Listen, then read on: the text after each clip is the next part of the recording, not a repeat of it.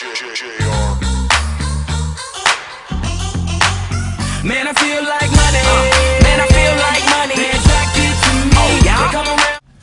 Yeah. Behind the scenes, day in the life of Mr. Lobel. We just reached the Urban Network.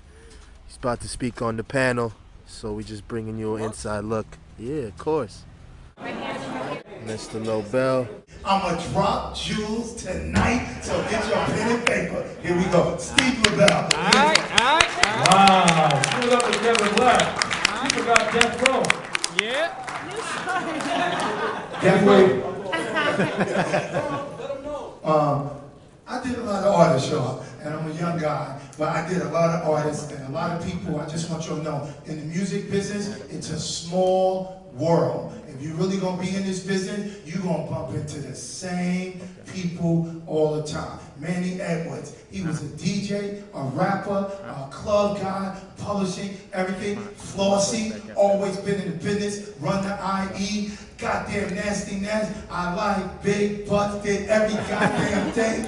And Steve Lobel managed the goddamn Bone Thugs and Harmony, managed Nipsey Hussle, got his own. I mean, you're gonna bump into everybody. And who the best person? A moderator, MC Light, rapper, TV, actor. I mean, come on, y'all. You got to have it all. Give up a round of applause. Yeah. Well, that's a speaker right there. Anyway, my name is Steve Lobel, CEO of A2Z Entertainment, website A2Z Entertainment.com. I started in this music industry. I'm from Queens, New York, from Run DMC and Jam Master Jay. If it wasn't for Jam Master Jay, I wouldn't be sitting here right now. God bless. Yeah, please give it up for Jam Master Jay. Life knows what it is. I went on to become a A&R, Relativity Records, Sony Music, and I worked with Bone Thugs and Harmony for years, A&R and their projects and their solo albums, and then became their manager. I've been with them over 10 years. I met them through the legendary Eazy-E at the Tunnel in New York. Yes, sir. Give it up for Eazy-E. Fat Joe, I was in A&R for years. I worked with Big Pun. We used to drive around the country in a minivan, and then he blew up. I worked with him. Tupac's group, The Outlaws, for years. Sean Kingston for the last 2 years. Nipsey Hussle, the newest West Coast motherfucking star right now. No one believed in him, thought he was too crippin'. And now he's on tour with The Game. I'm fresh off The Game tour, going right back tomorrow. His buzz is incredible off of MySpace and World Star Hip Hop. You know, the new internet stuff. And I got a new kid named Man. He signed to Def Jam with J.R. Rodham and myself. And then me and Sean Kingston have a label deal at Warner Brothers that Cara Guardi gave us for a kid named Ayaz. I also produced a lot of movies. I tried for Bone Thugs and Harmony, Death Before Dishonor. We're doing the Jam Master Jay documentary right now with 50 Cent is putting out an image. And last but not least, you know, I was on the Missy Elliott reality show, and I'm filming a reality show right now called I Manage a Celebrity. It's with Divine Stevens, Keisha Cole's manager Manny, LeBron James' manager, Jason Jeter, T.I.'s manager, and myself, and we're filming today right there at the camera. It's called I Manage a Celebrity, and you're going to be able to speak to managers, and it's going to be going on a major network, and you're going to see what we do. All right. So I'd like to give it up to everyone on this panel. Thank God that we're here, and let's see life, take it away. And I'm telling y'all now, you can fly if you just do it the right way. Yes. I'm going to give my three, I ain't give you all my three. I'll go last. But Steve, do your thing. Hold on. Let me get a pen and paper.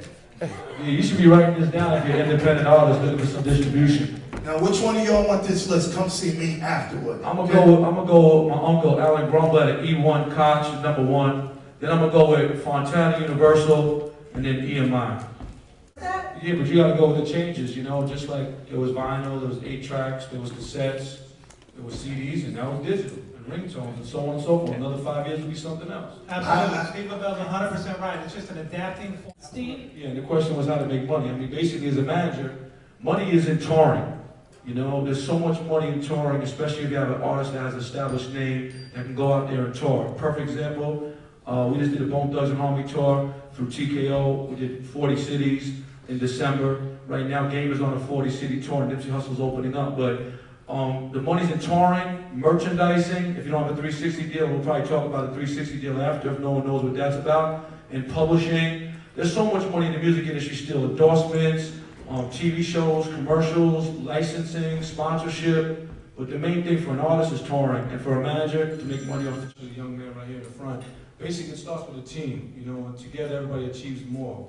You know, you need to get yourself a lawyer, business manager, an accountant, a road manager. The list goes on as far as building a team, as far as an artist, you know, an agent, an A&R, and so on and so forth. But I travel the country a lot, and a lot of people locally are creating their buzz, and I tell them to do it like a domino effect. You know, you're big in Detroit, now go to Flint and Saginaw, and just start going in a circle, doing like a tornado. First lock down your market, and then start going to the other markets. Try to open up for every concert that comes to town. Try to be on every local video channel, every local newspaper. Stay outside all night, give your music to the DJ at the club, at the radio station. Buy on to some shows if you got it. Just create the buzz in your market first, and then start doing it like a tornado and go around the rest of the country, and it'll come back to you.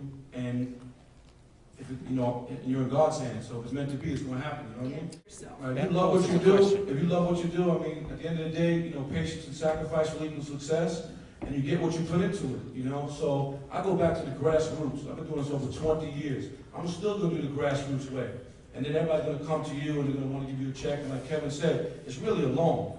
You know, but you need that money as the loan to put yourself in a bigger perspective. I like to stay independent with certain artists because they have a fan base already and will make more money that way. But if you're a new artist, you got to go get that 360 deal so you can get out there and so on and so forth. Manager to the manager, and that's why I love Steve. I see Steve ready to crack on fools outside, on promoters, on label reps, on everybody. It is the passion. I got 200% respect for this man because I see the passion that he has when he's on the road. Because the thing about it is, we're there to work. He don't smoke or drink. Hell no. He's all about business.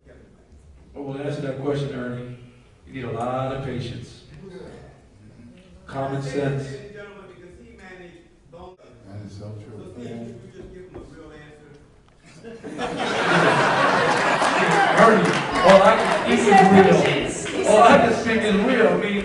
I mean, basically, it's like managing 5 Jay-Z's. You know, Bone doesn't harm me. I look at like, you know, each individual member is just as talented as any goddamn rapper out there. They're the #1 of all-time rap group in the world. The Guns N' Roses are rock, and sold over 40 million records. Big John knows what it is with that. Ernie does, and so on and so forth. Jamie Adler. But honestly, Ernie, a lot of patience. I mean, I've had a heart attack dealing with the situation, to be honest with you.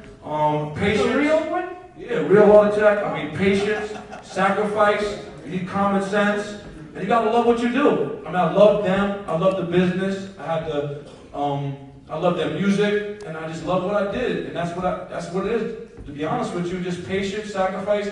I mean, Kevin Black got some Bone stories we might discuss, but when it came to them, it was patience. Any artist that have. I manage Nipsey Hussle right now.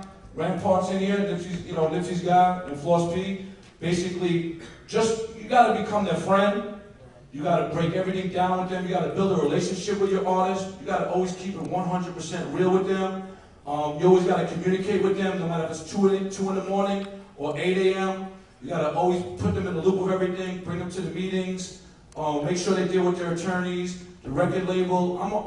I like to just, you know, on the job type situation. I like my artist and myself part of everything. And I got the passion, I love what I do. So when we were signed to Interscope on this last album we did, we sold over 2 million ringtones, 700,000 units. When no one thought Bone would come back with 3 members, I was at Interscope every day.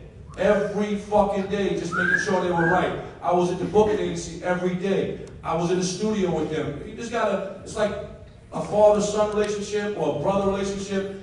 Manager and artist, you just gotta have that relationship. And just have a lot of patience. Hard work. What if you were in the studio? Would it still work out? I mean, honestly, with me, I